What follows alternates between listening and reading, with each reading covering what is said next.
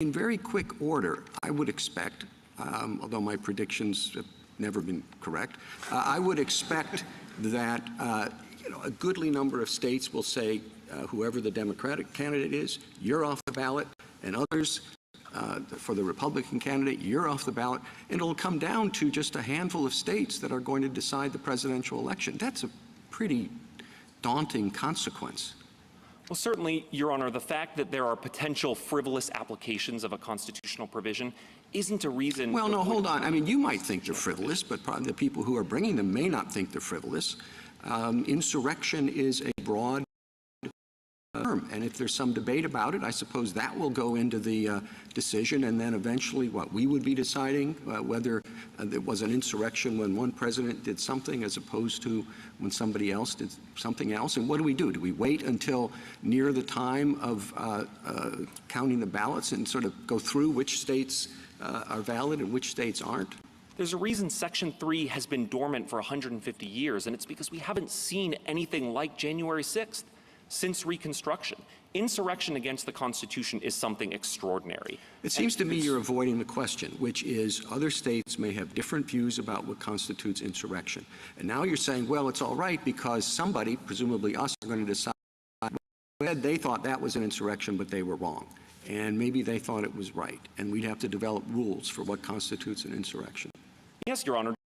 Interprets other constitutional provisions, this court can make clear that an insurrection against the Constitution is something extraordinary. And in particular, it really requires a concerted group effort to resist through violence, not some ordinary application of state or federal law, but the functions mandated by the Constitution. On your point that it's been dormant for 155 years, I think the other side would say the reason for that is Chief Justice Chase's opinion in 1869 in Griffin's case to start, which says that Congress has the authority.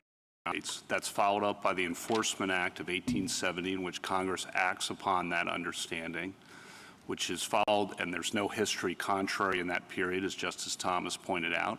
There's no history contrary in all the years leading up to this of states exercising such authority. I think the reason it's been dormant is because there's been a settled understanding that Chief Justice Chase, even if not right in every detail, was essentially right, and the branches of the government have acted under that settled understanding for 155 years. And Congress can change that. And Congress does, of course, the Insurrection Act criminal statute, but Congress could change it, but they have not in the 155 years in relevant respects for what you want here today, at least. No, Justice Kavanaugh. The reason why it's been dormant is because 1896, essentially all former Confederates had received amnesty, and we haven't seen anything like an insurrection since then. I'd like to address your point. Well, Can I go to that point? After the, Justice Alito?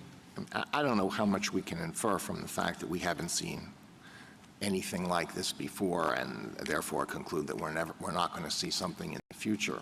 From the time of the impeachment of President Johnson until the impeachment of President Clinton, more than a years later, there were no impeachments of presidents. And in fairly short order, over the last couple of decades, we've had 3. So I don't know how much you infer from that.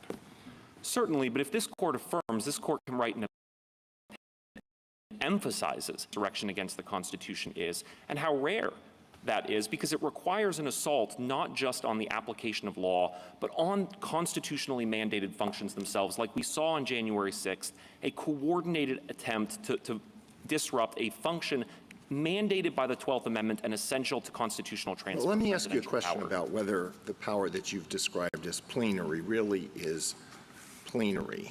Suppose that the outcome of an election for president comes down to the vote of a single state, how the electors of the vote of a single state are going to vote.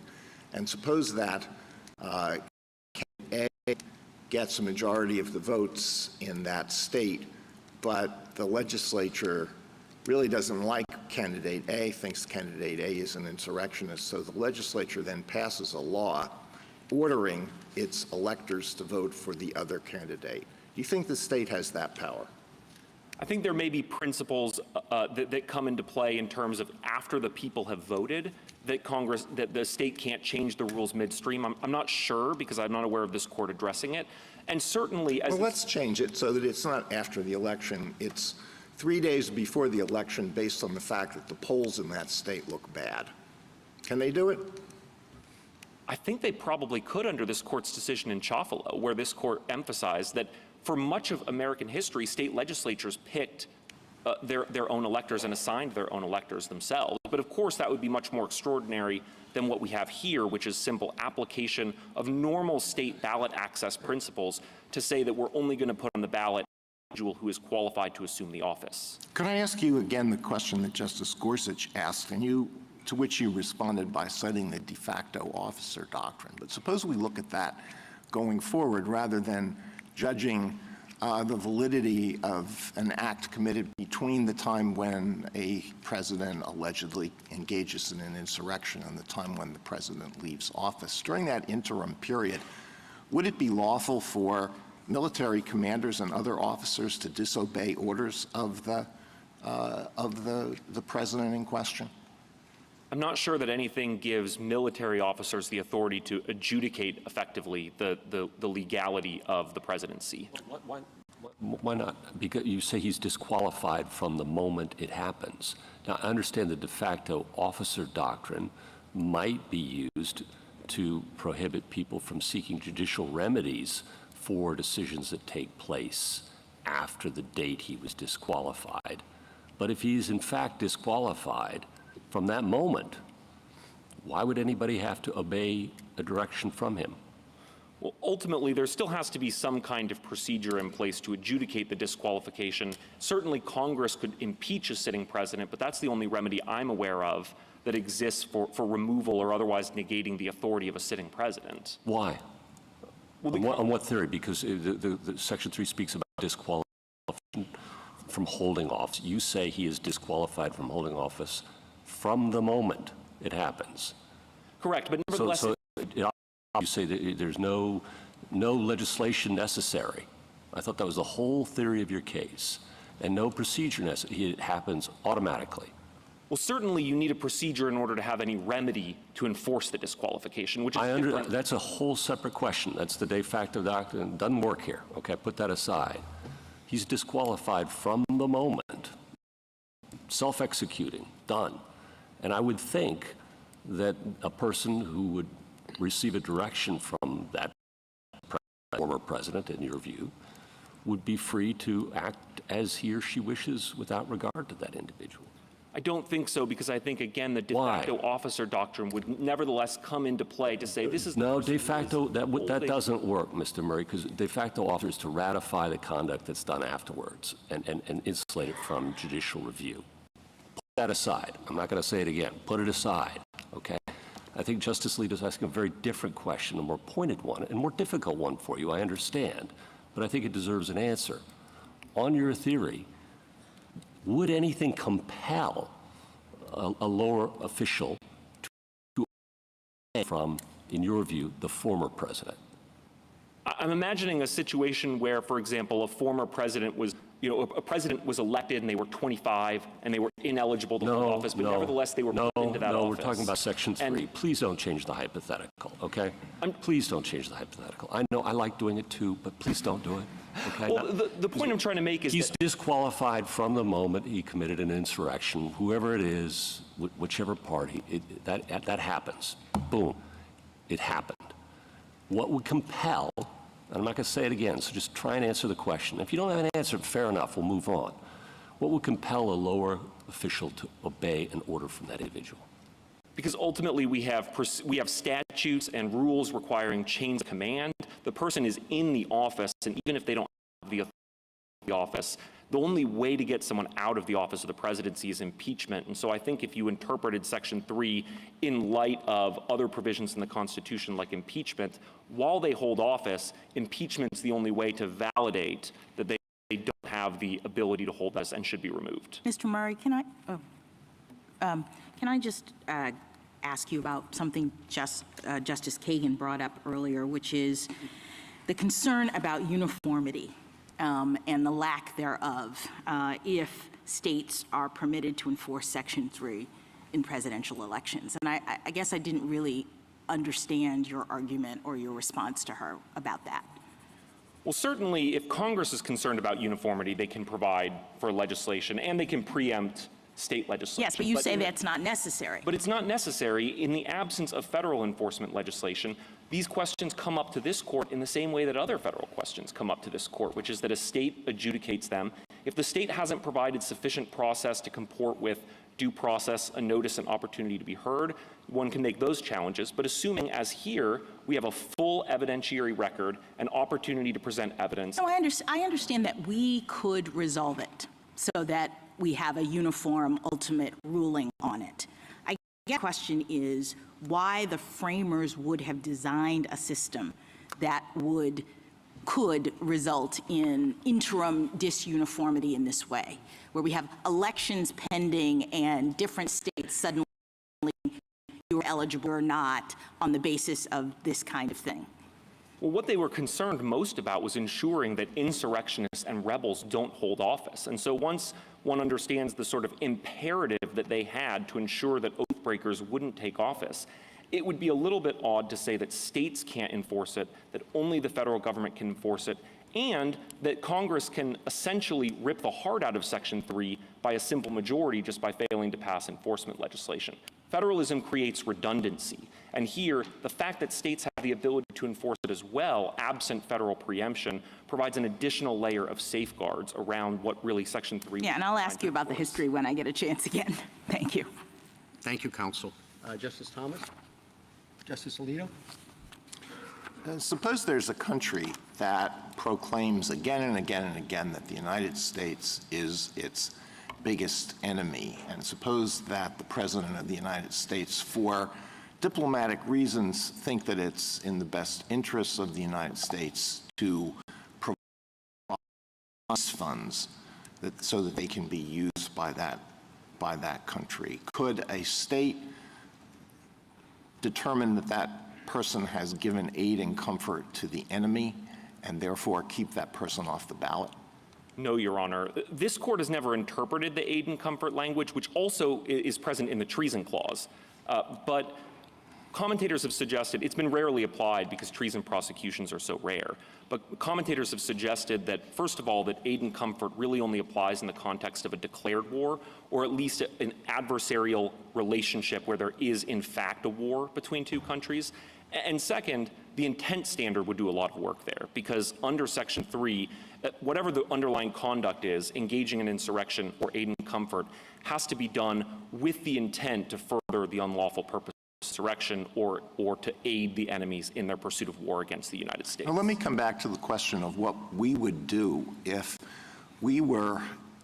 different states had adjudicated the question of whether former President Trump is an insurrectionist using a different record, different rulings on the admissibility of evidence, perhaps different standards of proof. Then what would we do?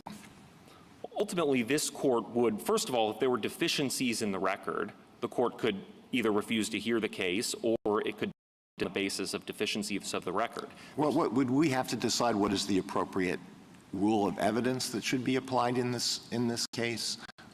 Would we have to decide what is the standard of proof? Would we give any deference to these findings by state court judges, some of whom may be elected?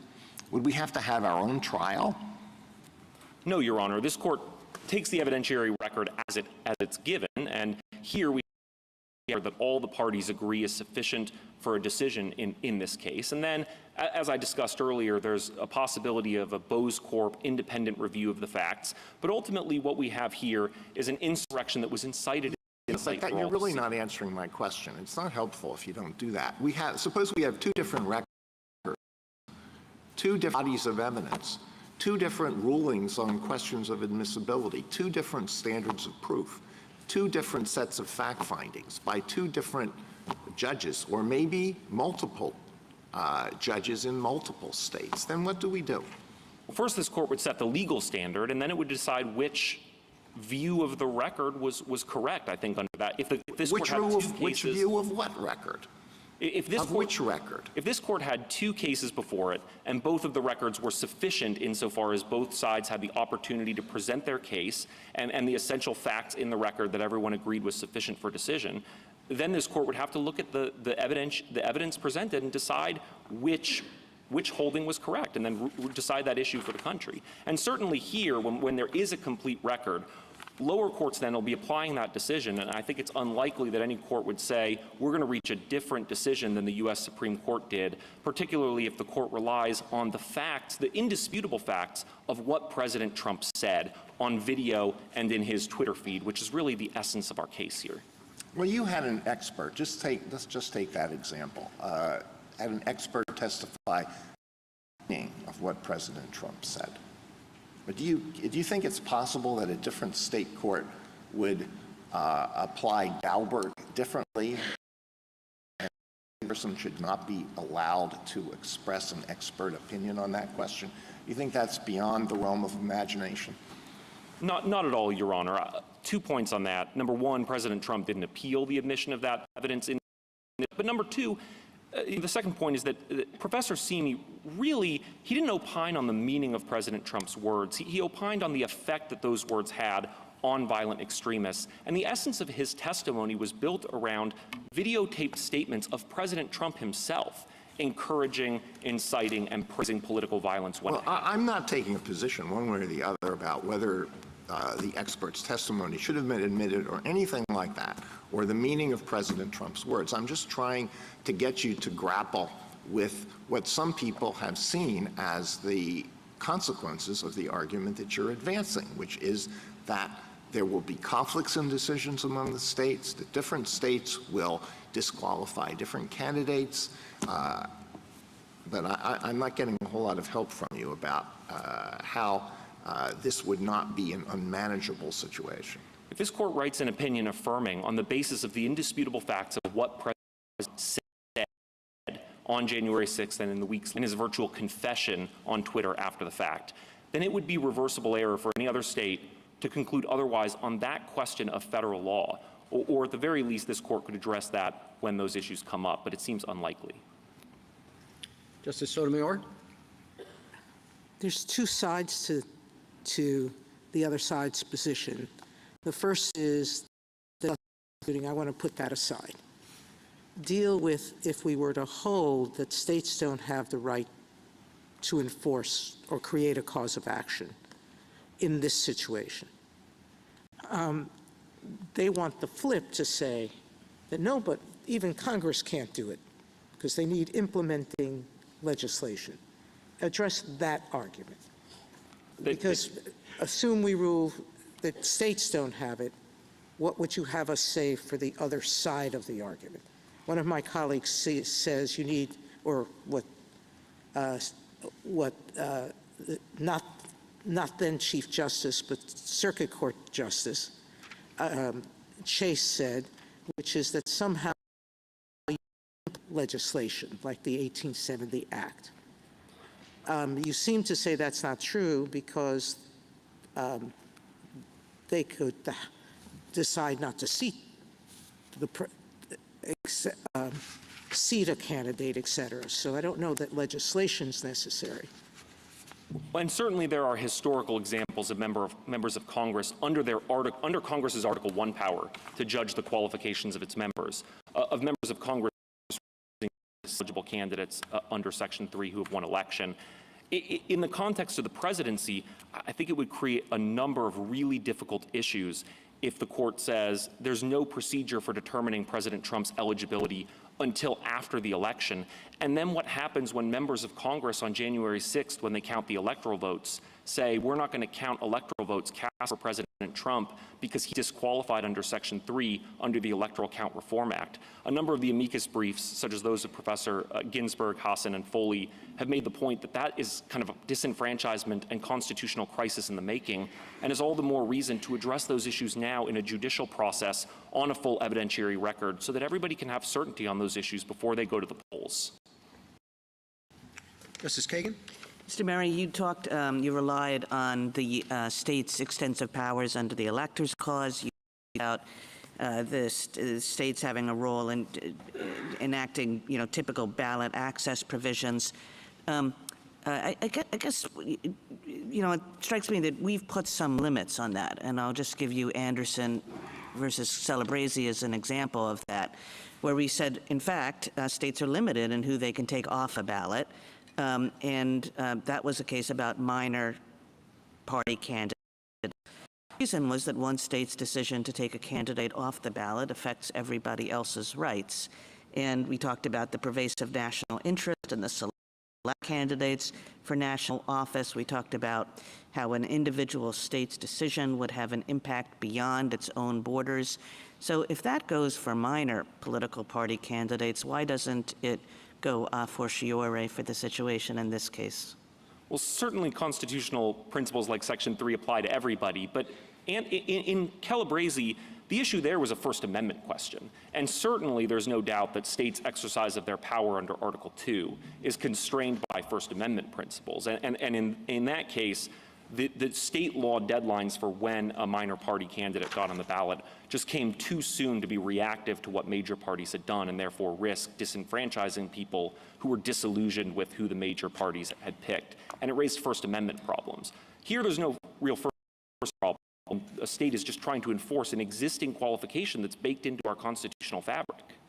Yeah, it did come up in the First Amendment, but there's a broader principle there, and it's a broader principle about who has power over certain things in our federal system. And, within our federal system, states have great power over many different areas, but that there's some broader principle about that there are certain national questions where states are not the repository of authority. And I took a lot, First Amendment, not First Amendment, a lot of Anderson's reasoning is really about that. Like, what's a state doing deciding who gets to, who other citizens get to vote for? Colorado is not deciding who other states get to vote for president. It's deciding how to assign its own electors under its Article 2 power. And the Constitution grants them that broad power. Well, but the effect of that is obvious, yes? No, Your Honor, because states have different procedures. Some states may allow insurrectionists to be on the ballot. They may say, we're not looking past the papers. We're not going to look into federal constitutional questions. It's the sort of, even in this election cycle, there are candidates who are on the ballot in some states, even though they're not natural-born citizens, and off the ballot in other states. And that's just a state to enforce, to preserve their own electors and avoid disenfranchisement of their own citizens. Thank you. Justice Gorsuch? I haven't had a chance to talk about the officer point, and I just want to give you an opportunity to do that. Mr. Mitchell makes the argument that, particularly in the Commission's Clause, for example, all officers by the president seems to be all-encompassing, that language. And I'm curious your response to that. And along the way, if you would, I poked a little bit at the difference between office and officer in the earlier discussion, you may recall. But I think one point your friends on the other side would make is, well, that's just how the Constitution uses those terms. So, for example, we know that the President pro tem of the Senate and the Speaker of the House are officers of the United States because the Constitution says they are. But we also know that they don't hold an office under the United States because of the incompatibility clause that says they can't. So maybe the Constitution to us today, to a lay reader, might look a little odd in distinguishing between office and officer, not prepositions, nouns, but distinction. But maybe that's exactly how it works. Thoughts? I'd start with the idea that the meaning of officer in the 1780s was the same meaning that it has today, which is a person who holds an office. And certainly in particular contexts like the commission, it appears that that's referring, that is referring to a narrower class of officers, because we know that there are— Except it says all. Well, we know that there are classes of officers, like the President pro tem, who don't get their commissions from the president. Well, that's because the Constitution elsewhere says that. We know that the Appointments Clause refers to a class of officers who get their appointment from the Constitution itself, rather than from presidential appointment. People who get their commissions from the president himself are not commissioned by the president. And so if you read the Appointments Clause in line with the Commissions Clause, then the Commissions Clause is really talking about the president's power. If one needs a commission, it's the president who grants it. But I think it's important to bring us back to Section 3 in particular, because that was 80 years. Before we get to that, though, just the distinction between office and officer, do you agree that the Constitution does make that distinction, particularly with respect to the Speaker and President pro tem? The Constitution makes that distinction, but at least in Section 3, an officer of the United States is a person who swears an oath and holds an office. Now, the President pro tem and the Speaker of the House, they don't swear a constitutional oath in that capacity. They swear a constitutional oath or a senator or representative in Congress in that separate non-official capacity. But I think that You agree they are officers who don't hold an office? They're officers who may hold an office but don't swear an oath under Article 6 in that official capacity. Well, how can they hold an office under the incompatibility clause? It says they can't. Well, I think that's a fair point, and I think that that may be an exception to the general rule, and one might consider them perhaps officers of the House and Senate because they are appointed by those bodies and preside over those bodies. Well, the Constitution says they're officers of the United States. So there are instances when you have an officer but not an office. But those may be an exceptional circumstance, but I would... Thank you. You're welcome. Justice Kavanaugh? The concerns of some question have been the states having such power over a national office, other questions about the different states having different standards of proof.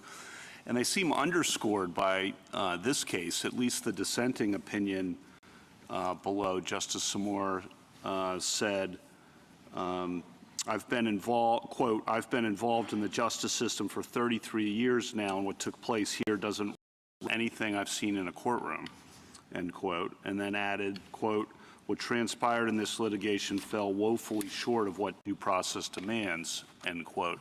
Now, I don't know whether I agree or not. I'm not going to take a position on that, but the fact that someone's complaining not about the bottom line conclusion, but about the very processes that were used in the state would seem to, and that would be permitted, seems to underscore the concerns that have been raised about state power. Just wanted to give you a chance to address that because that was powerful language. Again, not disagreeing about the conclusion, but about the very fairness of the process.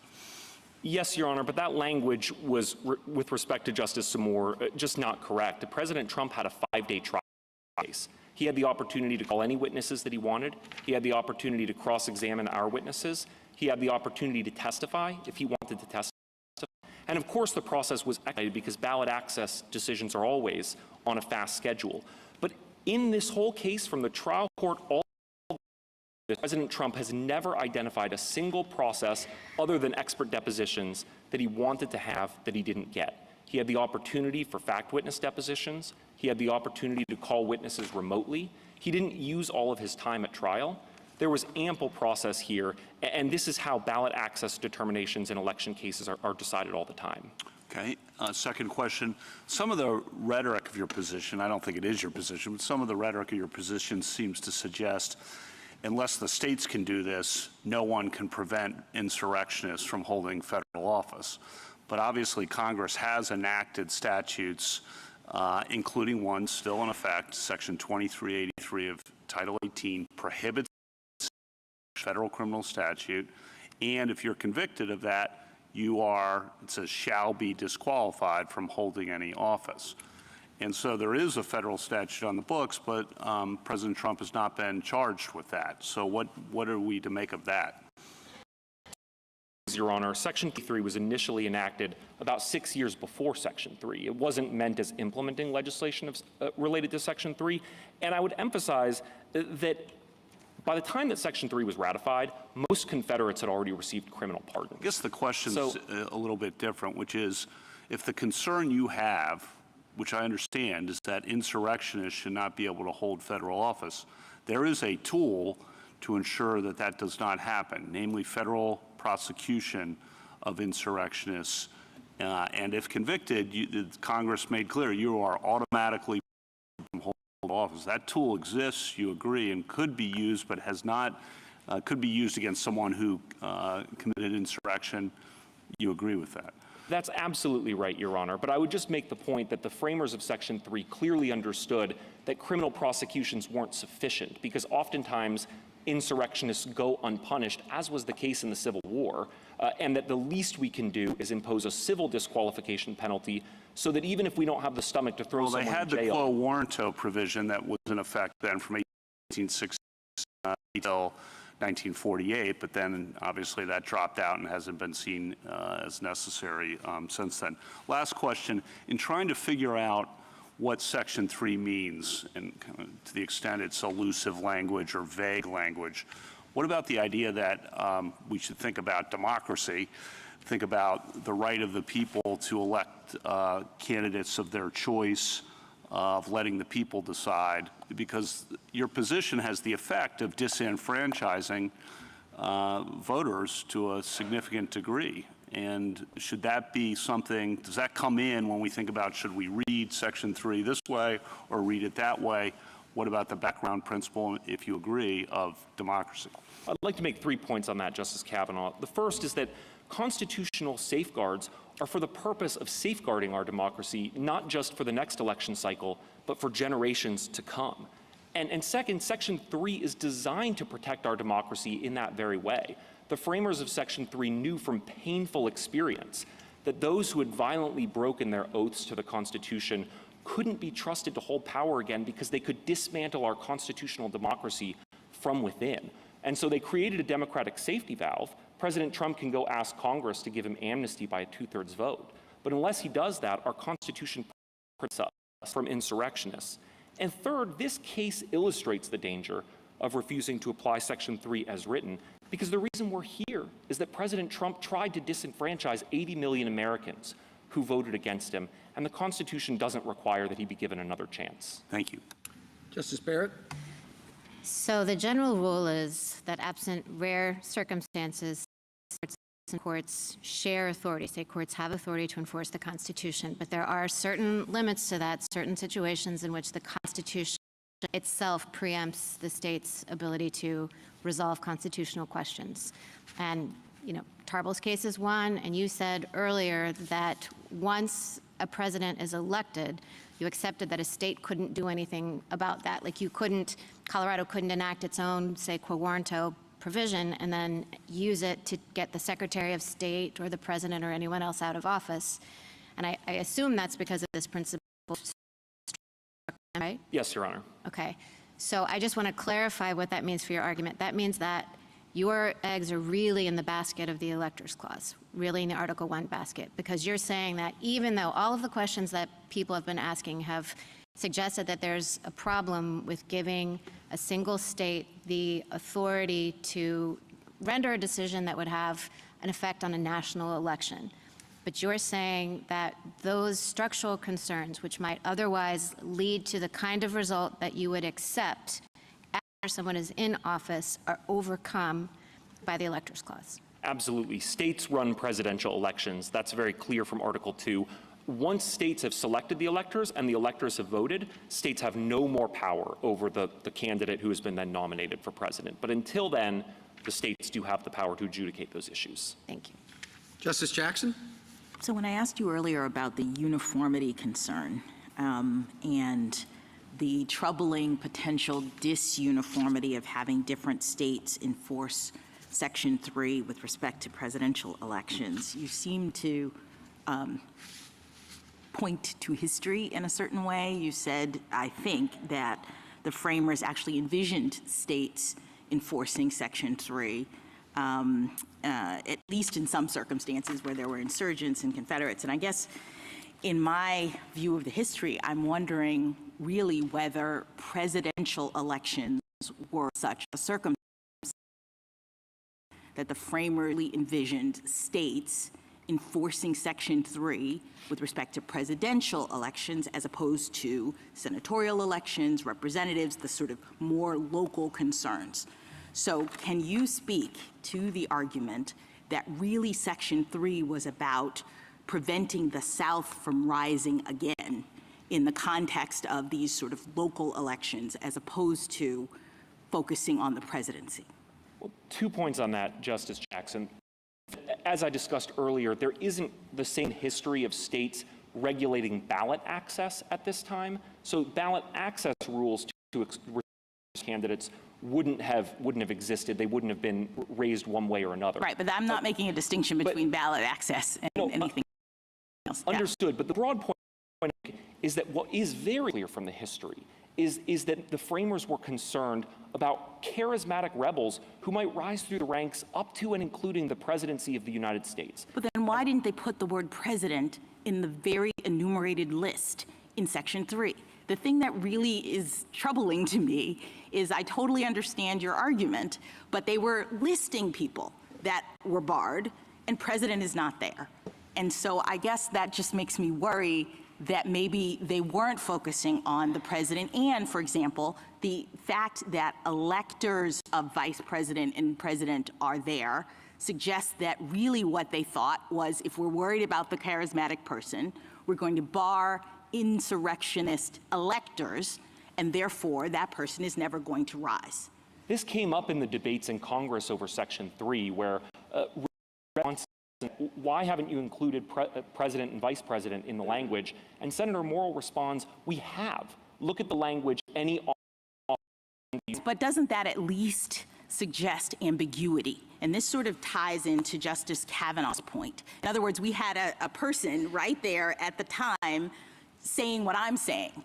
The language here doesn't seem to include president. Why is that? And so if there's an ambiguity, why would we construe it to, as Justice Kavanaugh pointed out, against democracy?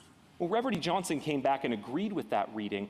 Any office is clear. The Constitution says about 20 times. No, I'm not going to that. So let me just say, so your point is that there's no ambiguity with having a list and not having president in it, with having a history that suggests that they were in the South.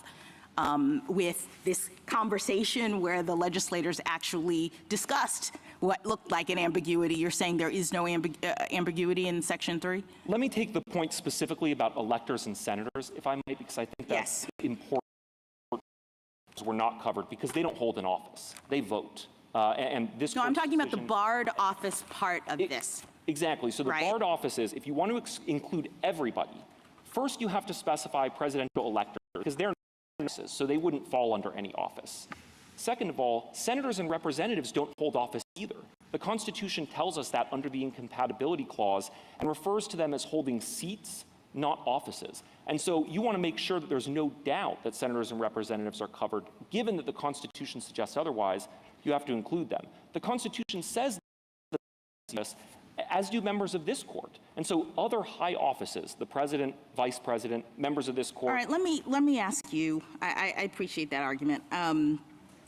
If we think that the states can't enforce this provision for whatever reason in this context, in presidential context, what happens next in this case? I mean, is it done? If this court concludes that Colorado did not have the authority to exclude President Trump from the presidential ballot on procedural grounds, I think this case would be done, but I think it could come back with a vengeance, because ultimately members of Congress may have to make the determination after a presidential election, if President Trump wins, about whether or not he's disqualified from office and whether to count votes cast for him under the Electoral Count Reform Act. So President Trump himself urges this court in the first few pages of his brief to resolve the issues on the merits, and we think that the court should do so as well. And there's no federal litigation, you would say? Well, that's correct, because there is no federal procedure for deciding these issues, short of prosecution. Thank you. Thank you, counsel.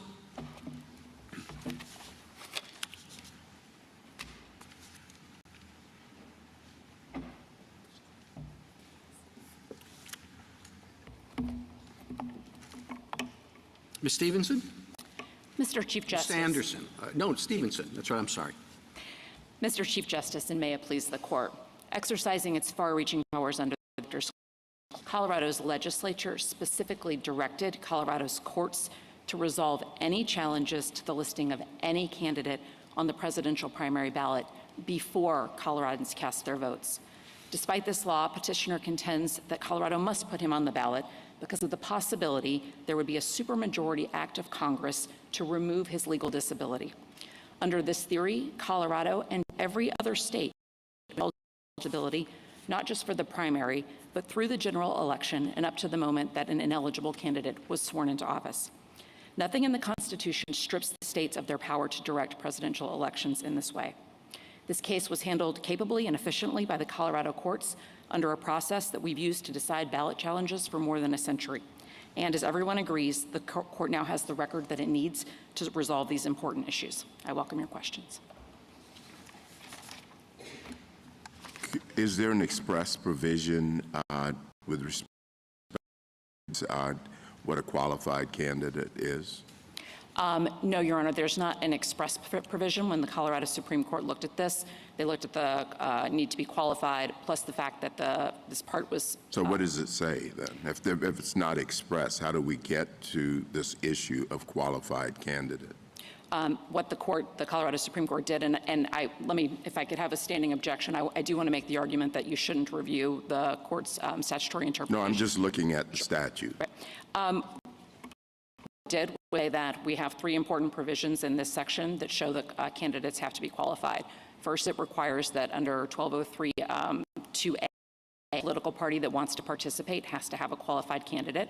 It also looked at the fact that comparable write-in candidates also had to be qualified. No, but this isn't a write-in candidate, so we're actually talking about the participation of a political party, right? We're not talking about the participation of a candidate. Sure, I think that the fact that the write-in candidate also had to be qualified was confirmatory of the fact that the political party candidate also had to be qualified, and it would be otherwise incongruous to read those things differently. So how is Section 3 a qualification? Under the reasoning of the Colorado Supreme Court, No, just on its face. A candidate must meet all the criteria for eligibility, and I don't perceive any distinction between meeting the eligibility criteria and not being disqualified. I just don't see any meaningful difference between those two things. You represent the Secretary of State, right? That's correct, Your Honor. If you're the Secretary of State somewhere and someone comes in and says, I think this candidate should be disqualified, what do you do next? Administratively, and what the Deputy Elections Director testified to at the hearing, is that if they obtain objective knowable information, the Secretary can act on that and inform the candidate. So the Secretary at first decides whether that's objective knowable information? In some instances. In this case, the challenge was actually brought before the candidate's paperwork had even been submitted, and because there had already been a challenge asserted and put into the proper court procedure, the Secretary didn't even make that determination because she didn't have the paperwork. Well, what in another case where that wasn't the procedure that was filed, somebody comes Sure. in, maybe they've got a stack of papers saying, here's why I think this person is guilty of insurrection. It's not a big insurrection, something that, happened down the street, but they say this is still an insurrection. I don't know what the standard is for when it arises to that. I think anything that even presented that level of controversy, one person having a set of facts that they said prove this, would send this case to the 113 procedure that we use to resolve ballot challenge issues like that. And if another elector or the individual who brought the information didn't want to bring it, the Secretary herself. Is there a provision for judicial review of the Secretary of State's action, both in Colorado and perhaps what you know about other states? Well, certainly in Colorado, if any action that the Secretary takes that anyone wants to challenge, they can use the 113 process to do so. I think states have varying degrees of that. There's certainly other states that allow versions of that, and then I don't know whether there are others that don't. I certainly know that there are some that do. I think we're told that there are states that do not provide for any judicial review of a Secretary of State's determination. Is that incorrect? No, I think that's right. And I think there are some states that actually have no mechanism to come to, I think, Justice Kagan's point, or there are some states that don't have any mechanism to exclude a disqualified candidate from the ballot at all. And I do want to speak to that for just a minute about the actual would that be constitutional if the Secretary of State's determination was final? I think so under our the Electors Clause, Your Honor, that would be constitutional. States get very broad authority to determine how to run their presidential elections. Could a state enact a statute that provides different rules of evidence and different rules of procedure and different standards of proof for this type of proceeding than for other civil proceedings? Yes, Your Honor, I believe it could, under the same Electors Clause power. That issue would be determined under perhaps a different constitutional provision like the Due Process Clause, correct? Correct. The bounds of the Electors Clause are other constitutional constraints, which would include due process, equal protection, First Amendment. What's the due process right? Does the candidate have a due process right? What's the liberty interest? I think it's not very precisely defined in the case law, but I think there is a recognition that there is a liberty interest of a candidate, and there is some due process interest in being able to access the ballot. I thought that was for voters. You think for the candidate, that it would be taking something away from the candidate? Certainly, yes, and I think a lot of times you see that in the First Amendment context where candidates can have an issue about being on the ballot, but it's sort of a hybrid, oftentimes First Amendment, 14th Amendment, qualifications clause, all discussed together. Let me ask you a question about, just follow up to Justice Alito. You know, these decisions might be made different ways in different states. Maybe a Secretary of State makes it in one state with very little process, or a process more like Colorado's could be followed by others. Would our standard of review of the record vary depending on the employed by the state? I think this court has tremendous discretion to decide its standard of review, and it might be based on the process that was employed by an individual state. I think you could exercise the independent review of Boas Corp that Mr. Murray talked about, or you could give deference where you have a full-blown proceeding like the one here that had all the protections of rules of evidence and cross-examination and things like that. I'm sorry. You think we should give deference in reviewing the factual record, the legal conclusions? In other words, we shouldn't undertake a de novo review. I don't think the review should be de novo. However, I am amenable to the suggestion that the court would do the Boas Corp type independent review that might provide clarity to states around the country as to what the court's position is record in this case. Of course, if it were not de novo review, we could reach disparate results even on the same record, right? I think that's possible. I take it your position is that this disqualification is really the same as any other disqualification, age or residence or what have you.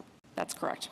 And what if I were to push back on that and say disqualification, number one, it's in the 14th Amendment, and the point of the 14th Amendment was to take away certain powers from the states. Number two, Section 3 itself gives Congress a very definite role, which Mr. Mitchell says is interfered with by the ability of states to take somebody off the ballot. Maybe number three, it's just more complicated and more contested, and if you want, more political. And why don't all of those things make a difference in our thinking about this qualification as opposed to any other? And so, Your Honor, I think the trouble with the categorizing the insurrection issue as necessarily more difficult assumption that's coming up, I think, case. And again, back to the Chief Justice's point, we could have a very easy case under the 14th Amendment with an avowed insurrectionist who, came in and wrote on his paperwork, I engaged in an insurrection in violation of the 14th Amendment, and it would be an open and shut case as to whether or not that person would meet qualifications to be on the Colorado ballot. With respect to your other questions about the 14th Amendment, my positions are based on the assumption that under the 14th Amendment, the states have the power to enforce Section 3, just like they do other presidential qualifications, and I would defer to the electors' arguments on those points. Suppose a state that does recognize non-mutual collateral estoppel makes a determination using whatever procedures it decides to adopt that a particular candidate is an insurrectionist. Could that have the decision by a court in one state, the decision by a single judge whose factual findings are given deference, maybe an elected trial judge, would have potentially an enormous effect on the candidates who run for president across the country? Is that something we should be concerned about? I think you should be concerned about it, Your Honor, but I think the concern is not as high as maybe it's made out to be in particularly some of the amicus briefs. And again, there is a huge amount of disparity in candidates that end up on the ballot in different states in every election.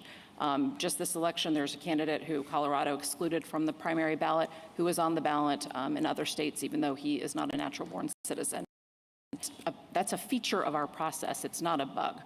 And then I think with respect to the decision-making, and you know, we're here so that this court can give us nationwide guidance on some of the legal principles that are involved. I think that reduces the potential amount of disparity that would arise between the states. And then with respect to actual record and how that gets issued and implemented, states have processes for this. And I think we need to let that play out and accept that there may be some messiness of federalism here, because that's what the Electors Clause assumes will happen. And if different states apply their principles of collateral estoppel and come to different results, that's okay. And Congress can act at any time if it thinks that it's truly federalism run amok. Justice Thomas, anything further? Justice Alito? Well, just one further question, and it's along the same lines of a lot of other questions. We've been told that if what Colorado did here is sustained, other states are going to retaliate, and they're going to potentially exclude another candidate from the ballot. What about that situation? Your Honor, I think we have to have faith in our system that people will follow their election processes appropriatly, that they will take realistic views of what insurrection is under the 14th Amendment. Courts will review, this court may review some of them, but I don't think that this court should take those threats too seriously.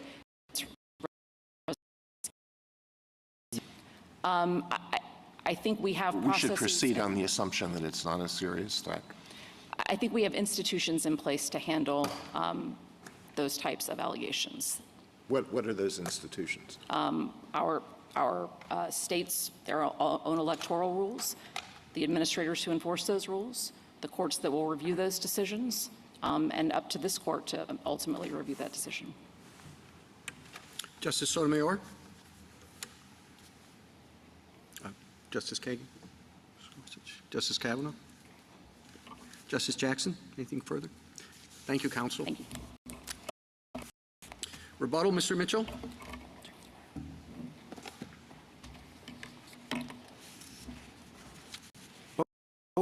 And Ms. Stevenson rely heavily on the Electors Clause and the authority that it gives the legislature of each state to direct the manner of appointing presidential electors. But that prerogative under Article 2 must be exercised in a manner consistent with other constitutional and restrictions. Justice Kagan alluded to one of those restrictions that might be imposed by the First Amendment, but there are others. A state cannot use its power under Article 2's Electors Clause to instruct its presidential electors only to vote for white candidates. That would violate the Equal Protection Clause. But nor can it exercise its power in a manner that would violate the constitutional holding of U.S. term limits against Thornton. And they cannot use the Electors Clause as an excuse to impose additional qualifications for the presidency that go beyond what the Constitution enumerates in Article 2. And the problem with what the Colorado Supreme Court has done is they have, in a way, changed the criteria in Section 3 by making it a requirement that must be met before the candidate who is seeking office actually holds office, effectively moving forward in time the deadline that the candidate has for obtaining a congressional waiver. There has still been no answer from the Anderson litigants on how to distinguish the congressional residency cases, where the courts of appeals, not decisions from this court, but the courts of appeals in applying this court's holding in U.S. term limits have unanimously disapproved state laws requiring congressional candidates to show that they inhabit the state from which they seek election prior to Election Day. And there still, in our view, is no possible way to distinguish those from the situation below in the Colorado Supreme Court. Mr. Murray also invoked the de facto officer doctrine as a possible way to mitigate the dramatic consequences that would follow from a decision of this court that rejects the rationale of Griffin's case and that also agrees with Mr. Murray's contentions that President Trump is disqualified from holding office on account of the events of January 6th, and that he's covered by Section 3 as an officer of the United States. This court's recent decisions in Lucia and Arthur that officers who were unconstitutionally appointed under Article 2 and that made decisions under the APA that were attacked as invalid, decisions were still vacated, and this court did not use any variant of the de facto officer doctrine to salvage the decisions that were made by these unconstitutionally appointed officers. There is no way to escape the conclusion that if this court rejects Griffin's case and also agrees with Mr. Murray's construction of Section 3, that every executive action taken by the Trump administration during its last 2 weeks in office is vulnerable to attack under the APA, and further, that if President is reelected and sworn in as the next president, that any executive action that he takes could be attacked in federal court by anyone who continues to believe President Trump is barred from office under Section 3. I'm happy to answer any other questions that the court may have. Thank you, counsel.